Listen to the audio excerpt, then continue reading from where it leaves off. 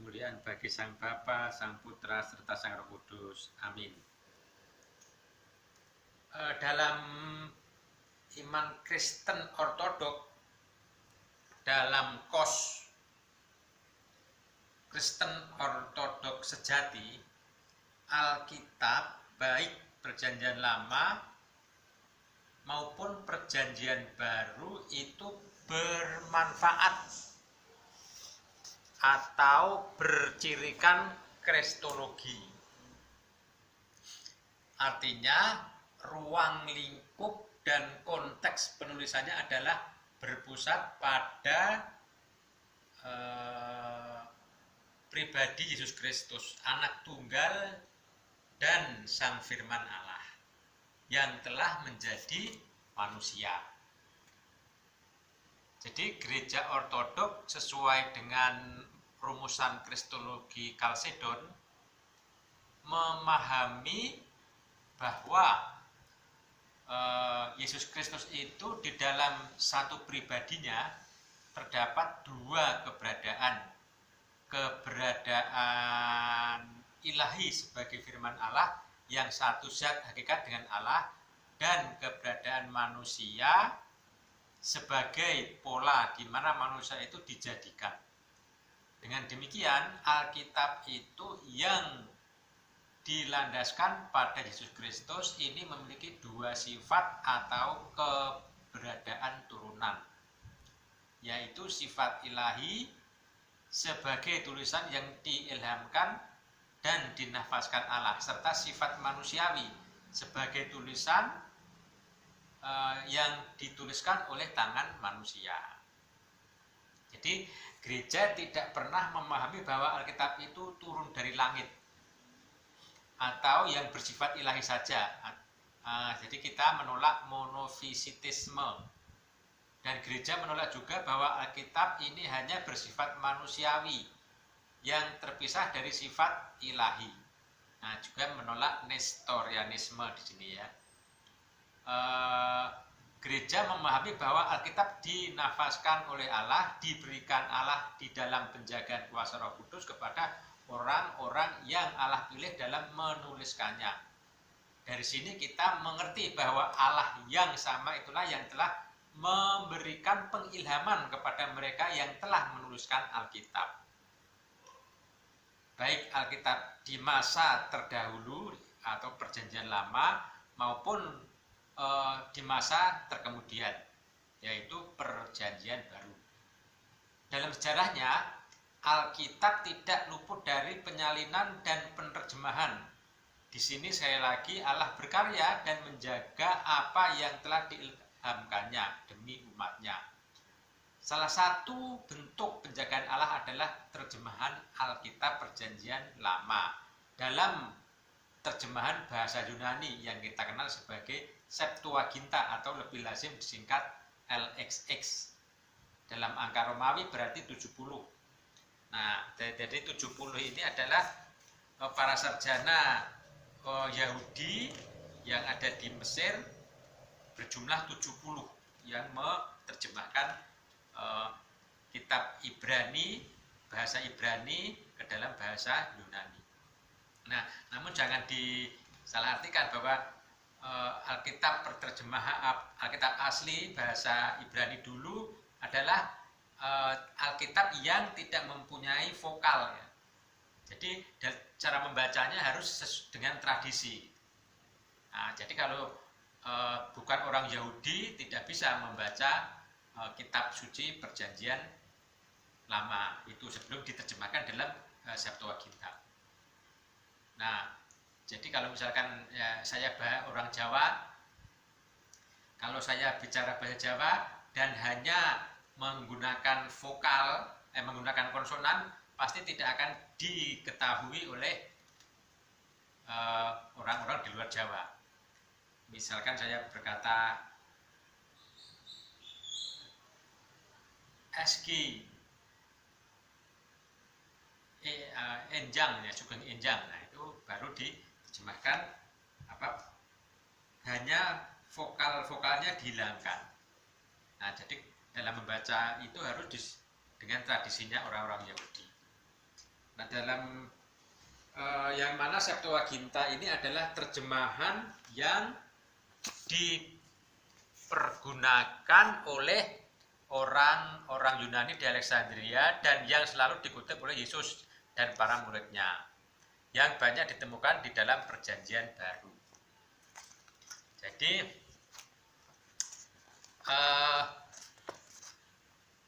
buku literatur kekajian perbandingan yang menitikberatkan pada terjemahan Septuaginta yang masih dipergunakan oleh gereja ortodoks sampai sekarang.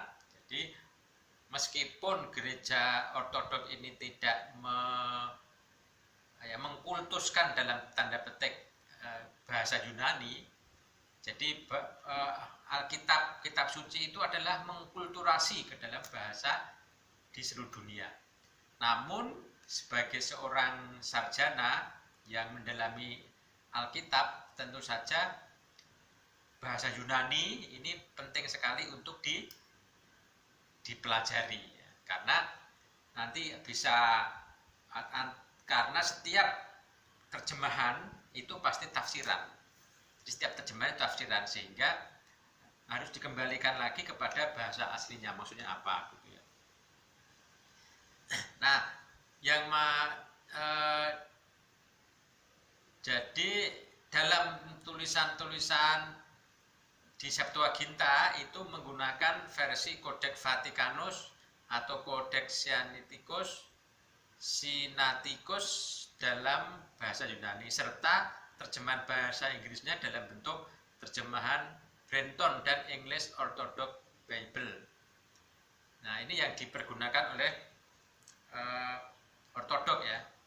Jadi kalau saudara-saudara mau mengetahui kalau tidak bisa bahasa Yunani, yang paling dekat adalah EOB, English Orthodox Bible. English Orthodox Bible itu nanti saudara bisa membandingkan dengan terjemahan LAI.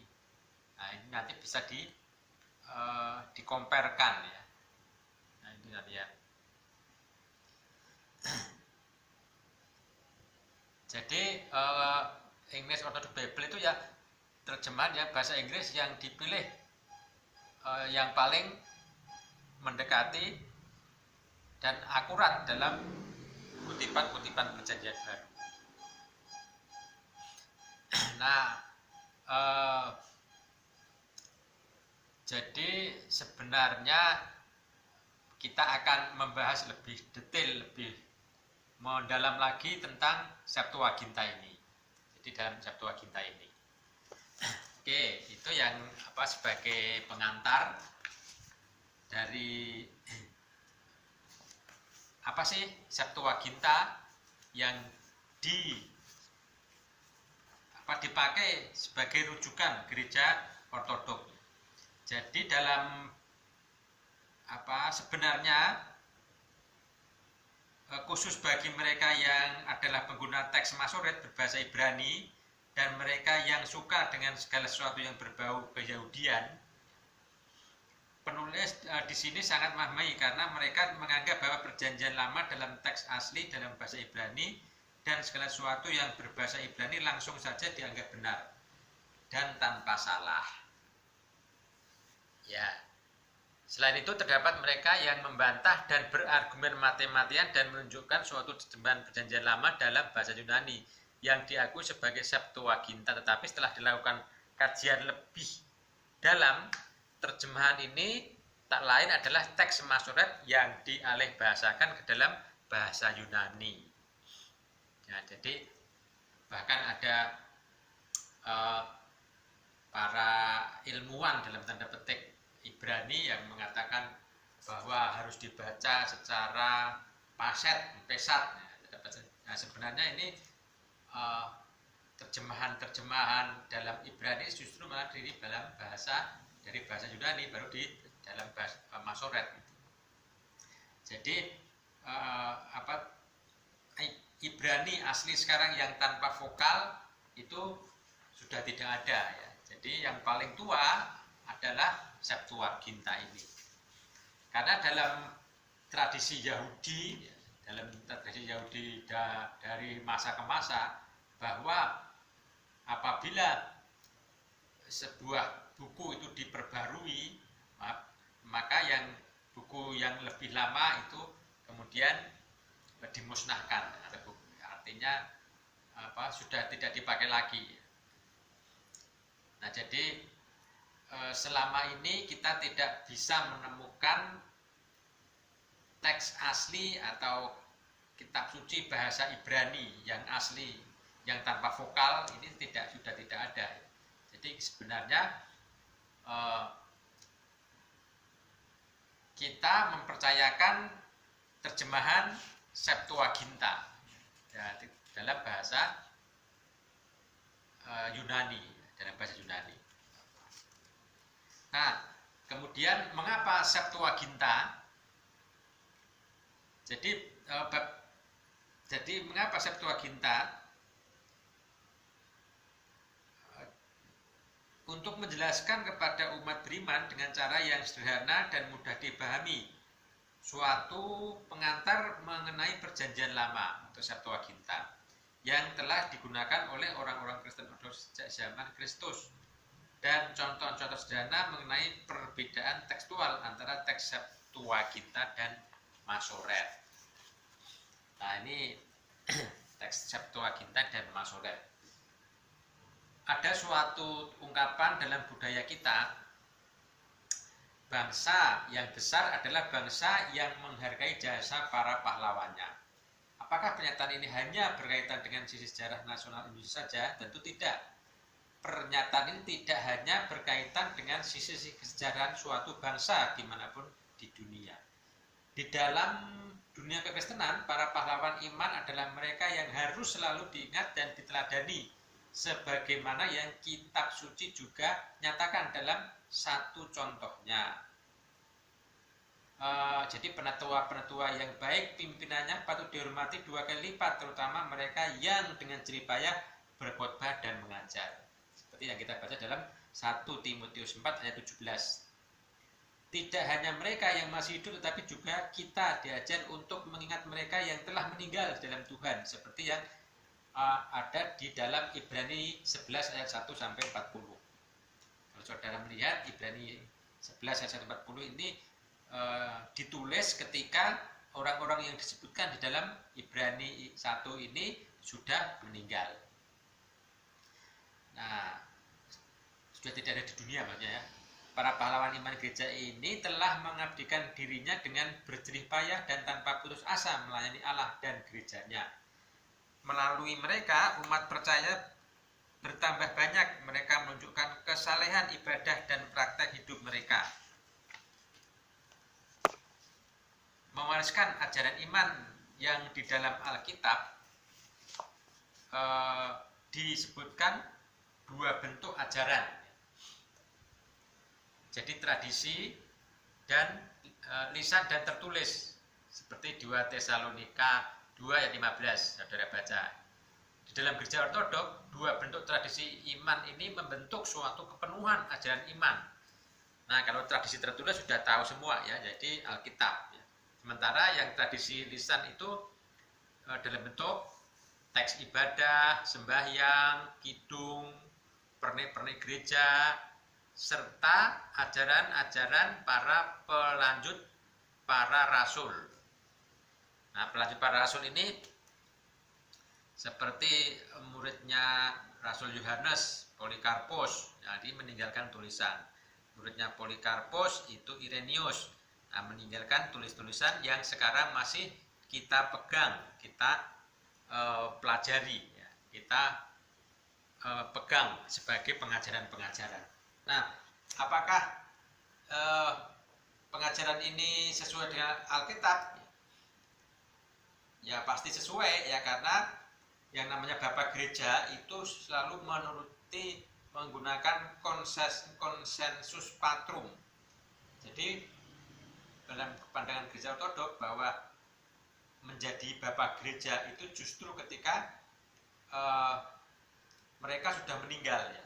Jadi ketika sudah meninggal kemudian diselidiki tulisan-tulisannya dan tidak ada kesalahan, yang tidak sesuai dengan Alkitab, maka kemudian para Bapak Gereja menggunakan konsensus patrum, ya, kebersamaan dari Bapak Gereja, oh ini layak untuk dipakai sebagai pengajaran. Itu ya, di dalam pandangan Gereja Ortodok bagaimana menetapkan Bapak Gereja. Nah, cara-caranya bisa juga dilihat dalam channel yang lain, ya. Nah, dari sini gereja tidak mengenal hanya Alkitab saja. Yes. Jadi Alkitab memang yang paling utama atau prima scriptura. Nah, tetapi yang melingkupi Alkitab itu benteng-benteng Alkitab inilah yang juga kita pakai di dalam pengajaran gereja. Nah, jadi dengan tulisan-tulisan Bapak Gereja, dengan tulisan-tulisan tradisi, ya, dengan tradisi-tradisi ini kita akan semakin memahami, ya, semakin memahami Alkitab. Jadi kita seringkali akan akan salah mengerti kalau kita hanya membaca Alkitab, ya, secara tertulis di situ. Nah, ketika kita memahami dengan tradisi, oh begini maksudnya. Jadi kita akan semakin mendalam dan tidak salah mengerti dalam mengerti Alkitab. Jadi kalau kita mengenal seseorang, kalau kita mengenal ibu, kita mungkin ketika masih kecil bersama-sama dengan ibu, ya, akrab dengan ibu. Ketika seorang ibu itu mengatakan sesuatu, maka maksud yang diucapkan oleh ibu ini pasti akan lebih dipahami anak sendiri daripada orang di luar negeri, orang di luar negeri. Nah, sama saja dengan kalau saya memahami apa yang dikatakan oleh Pak Joko Widodo misalkan, Pak Jokowi sesama orang Jawa. Nah, jadi Pak Jokowi sering menggunakan kata-kata yang dalam tanda petik sulit dia mengerti oleh orang-orang luar negeri. Nah, kita sebagai orang Jawa akan lebih memahami, oh maksudnya Pak Jokowi itu seperti ini. Nah, inilah kekuatan dari tradisi itu. Nah, itu hanya dalam satu budaya, apalagi dalam bentuk pengajaran. Makanya kita sangat penting untuk mengetahui tradisi rasuliah itu seperti apa. Tradisi rasul itu seperti apa, sehingga kita tidak salah dalam memahami Alkitab.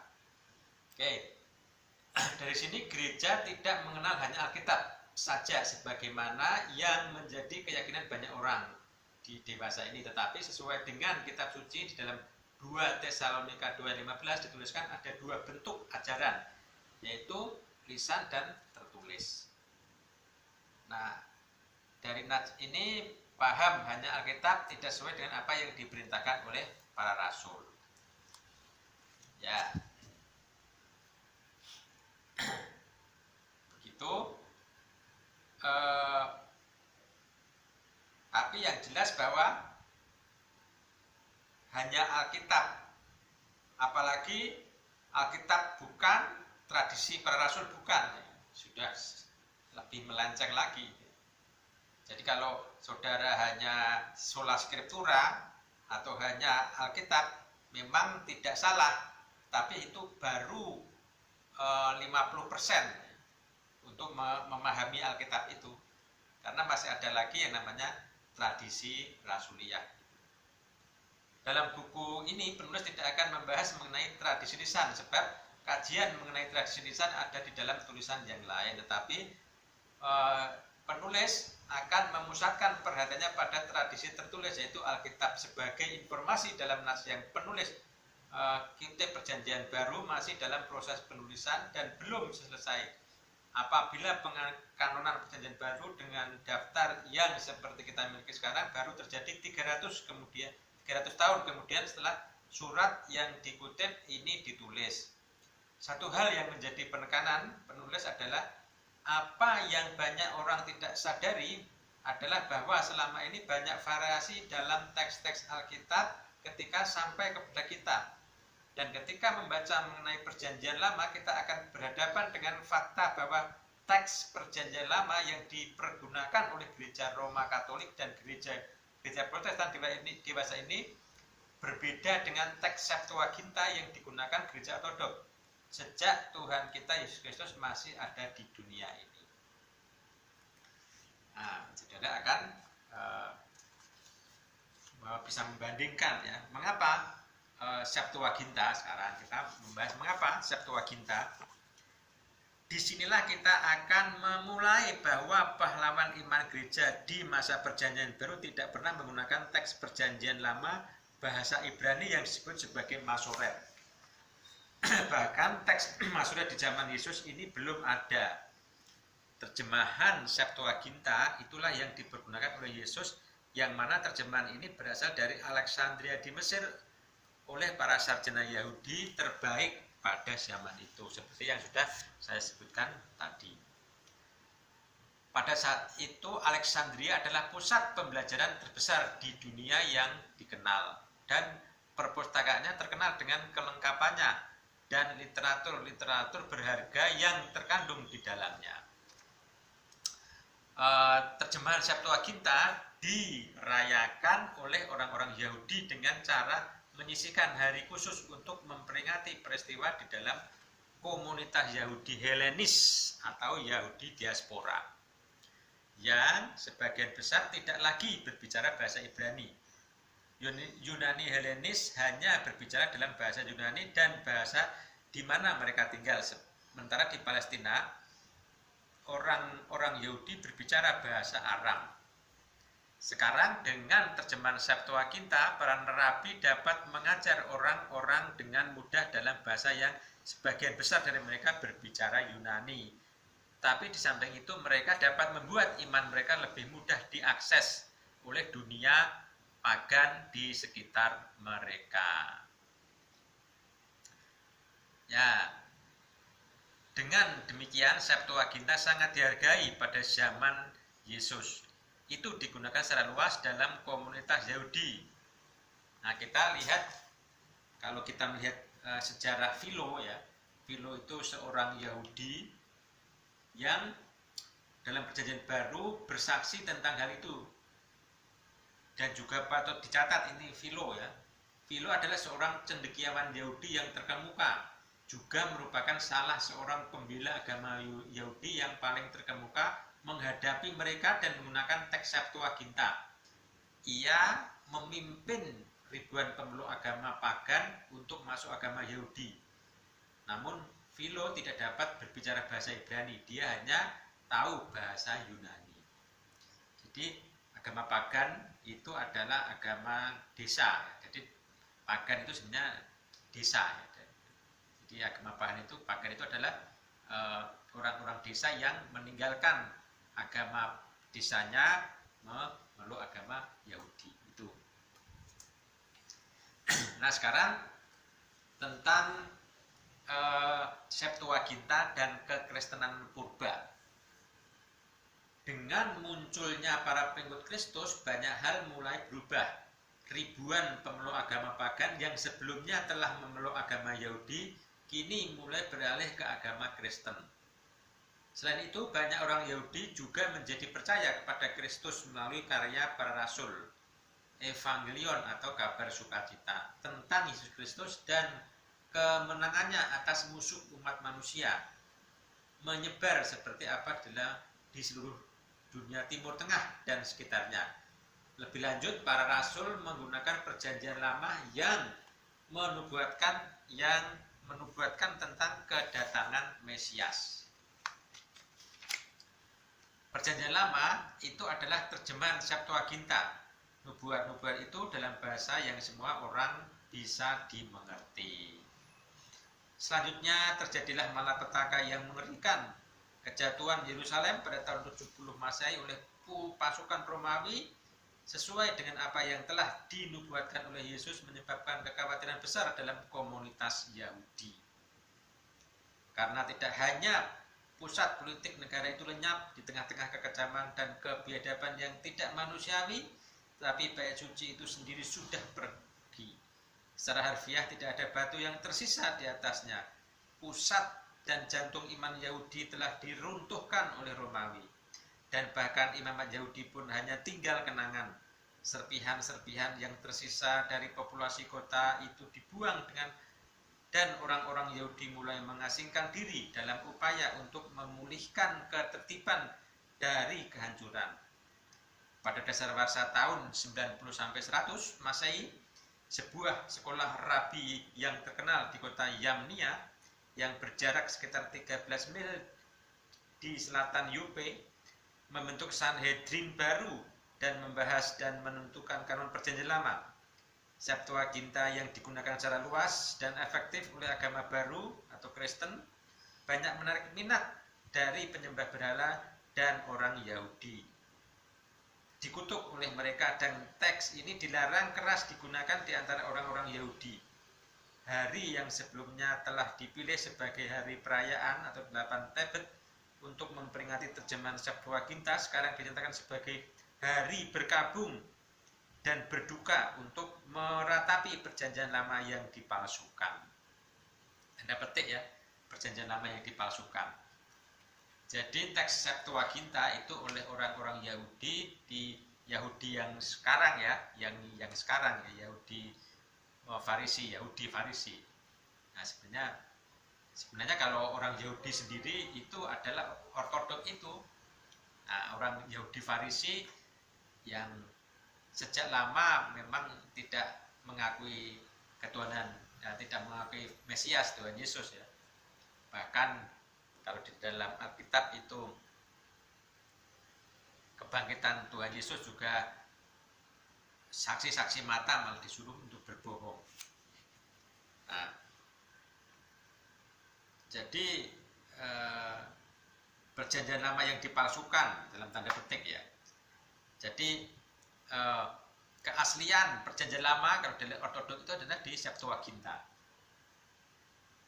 Tulisan berharga Philo dalam membela kepercayaan Yahudi juga dibuang. Tulisan berharga Philo dalam membela kepercayaan Yahudi juga dibuang. Karena Philo mendasarkan tulisan pada terjemahan Septuaginta. Teks perjanjian lama yang digunakan orang-orang Kristen non-ortodok adalah teks Masoret yang diterjemahkan oleh para sarjana Yahudi setelah Kristus. Ketika mereka memilih di antara banyak variasi kosakata dalam perjanjian lama, terjemahan mereka sendiri.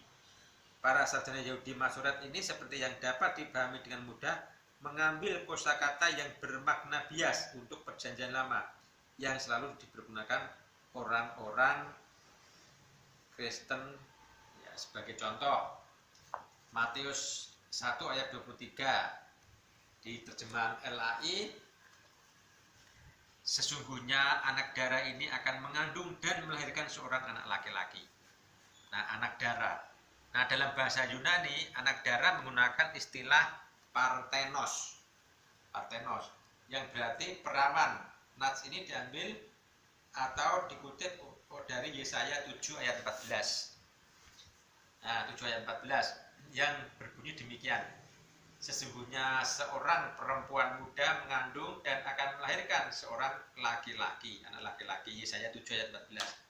Nah, ini dalam terjemahan LAI atau LAI atau Masoret ya. Dalam Masoret. LAI mengambil kebanyakan dari Masoret. Nah, mungkin kalau dari sekarang lebih menyadari akan lebih baik kalau dari terjemahan Septuaginta. Teks Masoret menggunakan kata almah yang dalam bahasa Indonesia diterjemahkan sebagai perempuan muda yang bermakna ganda. Jadi perempuan muda ini, apakah perempuan muda ini masih perawan ataukah sudah tidak perawan? Nah, sedangkan dalam Septuaginta menggunakan istilah partenos yang berarti perawan. Nah, istilah partenos sendiri dalam bahasa Ibrani adalah betulah. Ya. Dengan demikian, maka teks Septuaginta ini memiliki pemaknaan yang lebih jelas dan tidak perlu bagi kita mengira-ngira apalagi sampai menafsirkan. Tetapi ada hal yang unik mengenai istilah perawan atau perempuan muda. seorang Bapak Suci bernama Jana Suci Irenaeus dari Lyon mengatakan bahwa penggunaan almah ini dipakai oleh mereka yang terpengaruh Yudaisme, khususnya kaum Ebionit, seperti Theodosian dan Aquila, bahwa Yesus adalah anak Maria dan Yusuf secara biologis. Theodosian dan Aquila adalah orang yang mencoba menerjemahkan Septuaginta kembali ke dalam bahasa Ibrani di akhir abad pertama dan awal abad kedua. Mengenai Janda Suci Epifanius dari Salamis di pertengahan abad keempat atau sekitar tahun 350, sini juga mengatakan bahwa ajaran Ebionit ini menekankan kemanusiaan Yesus dan menolak keilahian Yesus. Nah, tidak ada perbedaan antara Ebionit di masa Irenaeus dan Epifanius.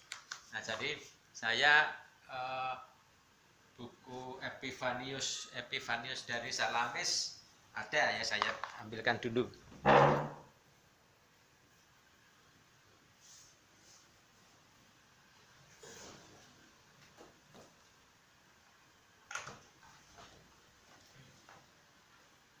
Ya, ini buku Epifanius dari Salamis yang tadi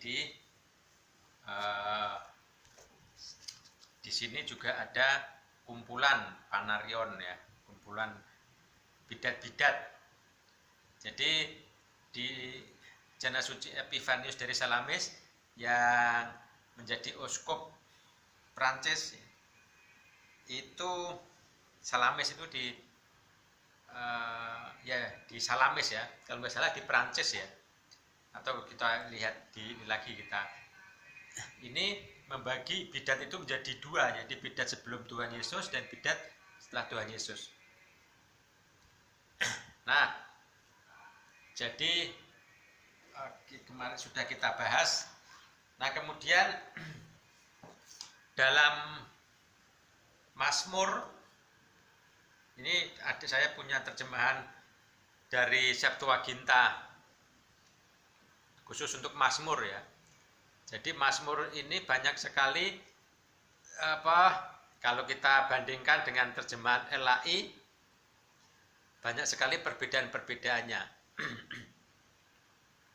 Jadi Mazmur yang terjemahan LAI ini, kalau kita banyak dari Masoreb ini nubuatan tentang kedatangan Tuhan Yesus sangat minim ya, jadi malah seringkali ditutup-tutupi. Tapi kalau kita melihat terjemahan dari Septuaginta ke dalam bahasa Indonesia ini akan sangat banyak sekali ya perbedaannya. Ya. Seperti kita ini banyak catatan-catatan ya. Jadi catatan bahwa di Mazmur 9 ayat 21, tunjukkanlah kepada mereka ya Tuhan seorang yang memberikan Taurat. Dalam terjemahan LAI tertulis, biarlah mereka menjadi takut ya Tuhan. Nah, dalam Mazmur 10 ayat 2, pada saat gelap, dalam terjemahan LAI tertulis di tempat gelap. Banyak sekali ya terjemahan-terjemahan yang di Mazmur ya, itu di dalam kitab Mazmur yang sudah diterjemahkan oleh Gereja Ortodoks. Demikian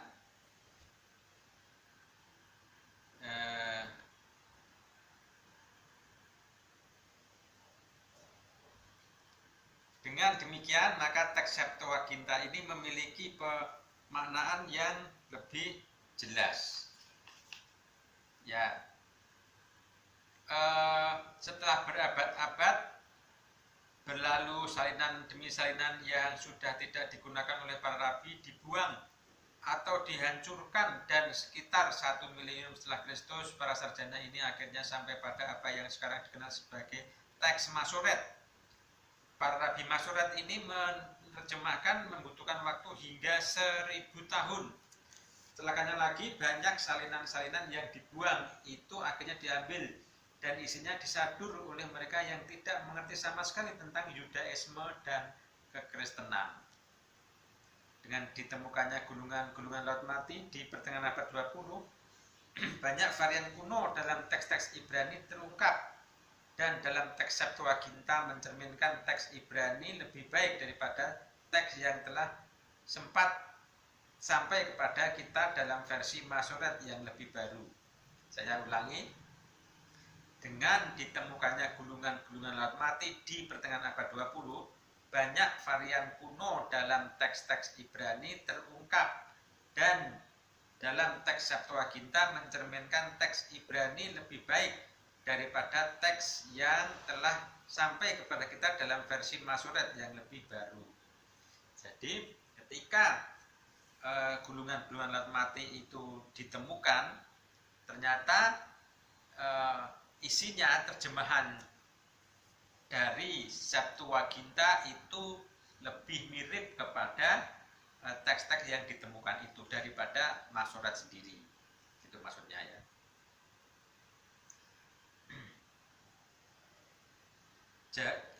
Juga banyak kata-kata Ibrani kuno tidak dapat dipahami atau bahkan diucapkan lebih lama lagi. Kata-kata tersebut hanya dapat diterjemahkan dan dipahami hanya dengan bantuan Septuaginta.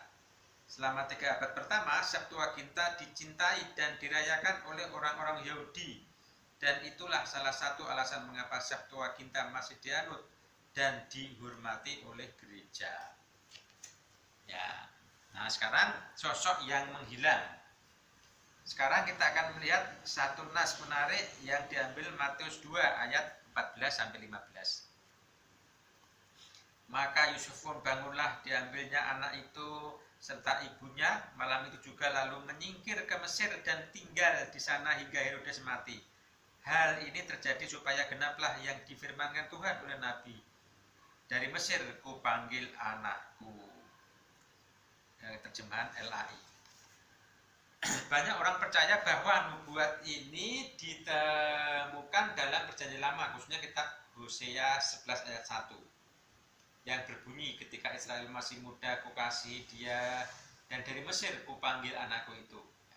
Satu petunjuk yang ingin disampaikan kepada para pembaca ketika kita membaca Hosea secara keseluruhan, kita harus menyadari bahwa nas ini sedang berbicara tentang anak Allah yang tidak taat, yakni bangsa Israel. Jadi tidak dapat dikatakan tentang Tuhan Yesus, anak Allah. Pengenapan tentang anak Allah yang taat mengambil rujukan nas yang berbicara tentang anak Allah yang tidak taat. Membandingkan Perjanjian Lama dan Perjanjian Baru harus dalam tekanan yang seimbang. Nubuatan dan pengenapan harus sesuai dan tepat. Jangan sampai penggenapan tentang ketaatan mengambil ke nubuatan tentang ketidaktaatan. Satu kutipan Perjanjian Lama yang dengan jelas memenuhi semua nubuat yang dirujuk oleh Injil Matius ini, yaitu Bilangan 24 ayat 7-8 dalam teks Septuaginta. Ini dari Kodeks Vatikanus. Datanglah seorang manusia keluar dari benihnya, dan dia akan berkuasa mengatasi bangsa-bangsa, dan kerajaan Gog akan dimuliakan, sedang kerajaannya akan bertambah-tambah. Allah telah memanggil dia keluar dari Mesir, kemuliaan kuda bertanduk ada padanya. Dia akan mencium bangsa-bangsa yang menjadi lawannya. Dia akan menelan bangsa-bangsa yang menjadi lawannya, dan dia akan mengeringkan sumsum mereka, dan dengan anak panahnya dia akan menembusnya. Sementara dalam teks Masoret, nas yang sama dikatakan sebagai berikut. Air mengalir dari timbanya, dan benihnya mendapat air. Banyak-banyak rajanya akan naik tinggi melebihi Agag, dan kerajaannya akan dimuliakan Allah. Allah yang membawa mereka keluar dari Mesir adalah bagi mereka seperti tanduk kekuatan lembutan. Bangsa-bangsa yang menjadi lawannya akan ditelannya habis, dan tulang-tulang mereka akan dihancurkan dan akan ditembaknya tembus dengan panah-panahnya. Nah, ini kalau di Septuaginta dia mengatakan dia ya, jadi seseorang. Tapi dalam teks Masoret mereka, jadi bangsa Israel. Nah, ini terjemahan yang berbeda. Ada hal yang sangat kontras di dalam teks selain Septuaginta. Dalam teks Septuaginta disebutkan, datanglah seorang manusia keluar dari benihnya dan dia akan berkuasa mengatasi bangsa-bangsa. Tetapi dalam teks yang didasarkan pada Masoret disebutkan, air mengalir dari timbanya dan benihnya mendapat air banyak-banyak. Nas ini berbicara tentang keturunan Israel, dan kita tahu bahwa Kristus adalah keturunan Israel dari jalur Yehuda. Selain itu kita melihat bahwa di dalam Septuaginta dituliskan dia dalam bentuk maskulin tunggal, ya, yang keluar dari Mesir. Sedangkan dalam teks yang didasarkan pada Masoret terdapat variasi terjemahan dia, bentuk maskulin tunggal dan mereka bentuk jamak. Sosok yang menghilang selain dari dua kutipan yang telah ditunjukkan di atas adalah seorang silsilah Yesus yang dapat kita baca dalam Lukas 3 ayat 36 sampai 37. Anak Kenan, anak Arpaksad, anak Sem, anak Nuh, anak Lameh, anak Metusalah, anak Henoh, anak Yared, anak Mahalael, anak Kenan. Itu dari terjemahan LAI. Dalam kaitannya dengan ini, ketika kita membaca dalam teks Masoret yang diterjemahkan ke dalam bahasa Indonesia, kita akan menjumpai demikian. Setelah Sem berumur 100 tahun, ia memperanakan Arpaksad. Setelah Arpaksad hidup 35 tahun, ia memperanakan Selah. Nah, berikut ini dari LAI tadi ya. Berikut adalah silsilah dalam kitab Kejadian berdasarkan salinan teks berbahasa Ibrani terjemahan Vulgata dan King James Version.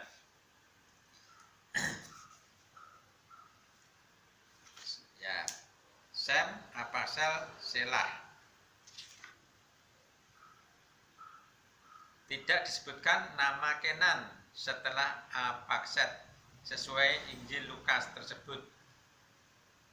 Ya, tidak disebutkan Kenan setelah Arpaksad sesuai Injil Lukas tersebut. Sedangkan Septuaginta mencatat nama Kenan seperti yang ditulis oleh Injil Lukas. Kejadian 11 ayat 10 sampai 12. Kita bandingkan ya. Ada pendapat Kenan ini ada nama yang ditambahkan oleh penyalin Septuaginta, dan menurutnya adalah ini kesalahan dalam penyalinan.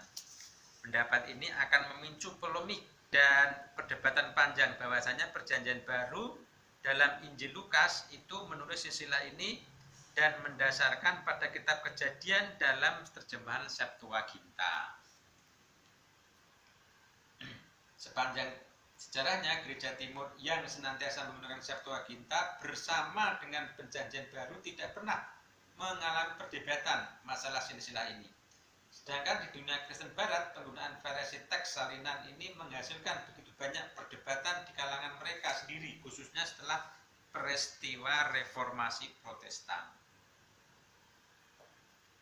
Adalah penolakan mereka terhadap segala sesuatu yang dianggap sebagai warisan Gereja Roma.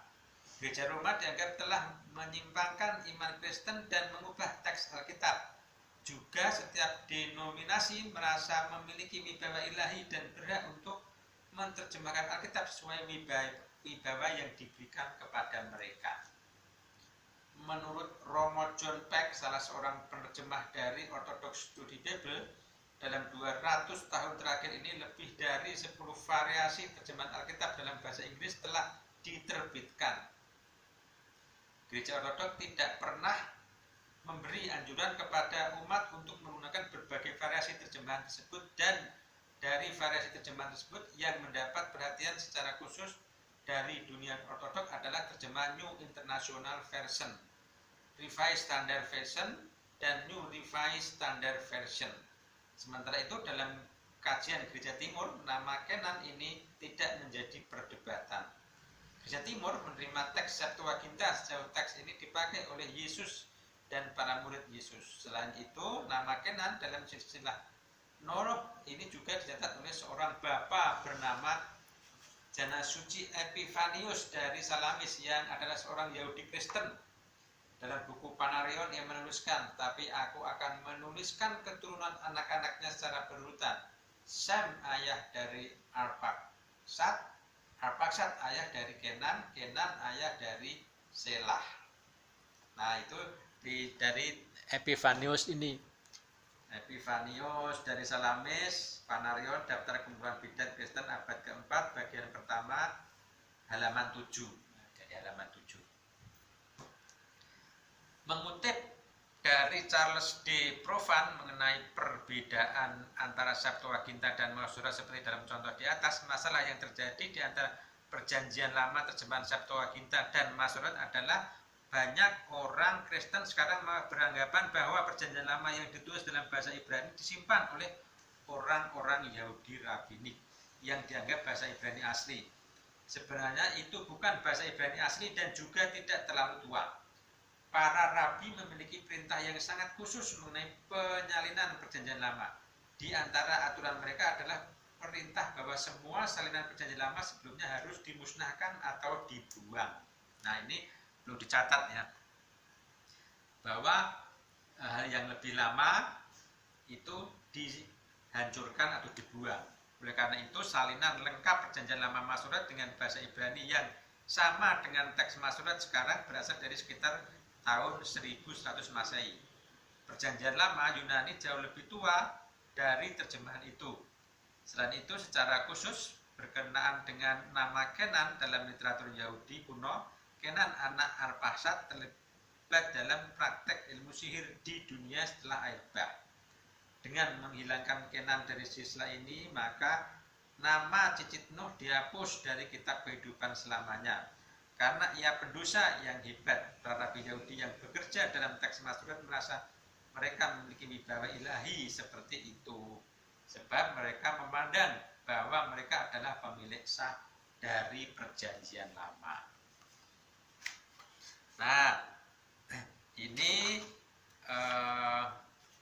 untuk bagian pertama. Ya. Pada bagian ini ada beberapa hal yang perlu kita cermati berkenaan dengan Septuaginta. Yang pertama, terjemahan Septuaginta bahasa Yunani selesai sekitar 300 tahun sebelum Kristus. Dan teks Masoret bahasa Ibrani selesai 1 milenium setelah Kristus. Maka terjemahan Septuaginta hampir 1300 tahun lebih tua dari terjemahan Masoret seperti yang ada sekarang. Tuh, yang kedua, berkenaan dengan waktu dan periode penulisannya, teks Septuaginta ditulis sebelum Kristus. Dengan demikian tidak ada bukti bahwa teks ini mendukung kekristenan yang muncul kemudian. Sementara dalam kasus teks Masoret, penerjemahan ini dilakukan pada abad-abad setelah Kristus dan dalam kaitannya kebencian orang Yahudi terhadap kekristenan. Sehingga selalu ada potensi semangat anti-Kristen dalam pemilihan kosakata Ibrani untuk menerjemahkan edisi Masoret. Potensi ini sangat kuat ketika bagian-bagian dalam Septuaginta yang cocok untuk interpretasi Kristen secara hakiki ketika diperbandingkan diperoleh perbedaan atau bahkan hilang sama sekali dalam teks Masoret sebagaimana yang akan dikaji lebih banyak dari bab selanjutnya. Ketiga, teks Masoret memiliki gaya bahasa dan susunan yang lebih indah dan puitis daripada Septuaginta. Dalam terapannya, orang Kristen Ortodoks tetap memilih Septuaginta dalam penggunaan Perjanjian Lama. Hal ini terjadi semata-mata terjemahan ini adalah tidak bias dan dipergunakan oleh Yesus dan para murid-muridnya serta para bapak prajurit para murid. Pelanjut para murid, para bapak pelanjut para murid. Juga karena pakem yang dimiliki, maka orang-orang Kristen Ortodoks memahami secara jelas dan menghindarkan tabiat suka berpolemik. seperti sarjana di dalam dunia Kristen Barat yang dilakukan dalam kaitannya dengan perbedaan tekstual dan variasi dalam Perjanjian Lama. Nah, demikian untuk bagian pertama ya. Nah, selanjutnya kita akan mengkaji lebih dalam berkenaan dengan Septuaginta dan pengaruhnya terhadap kristologi Kristen Ortodoks, sehingga terjemahan ini diterima dan selalu menjadi rujukan utama dalam kutipan Perjanjian Lama, baik dalam gereja mula-mula dan gereja timur di masa-masa selanjutnya.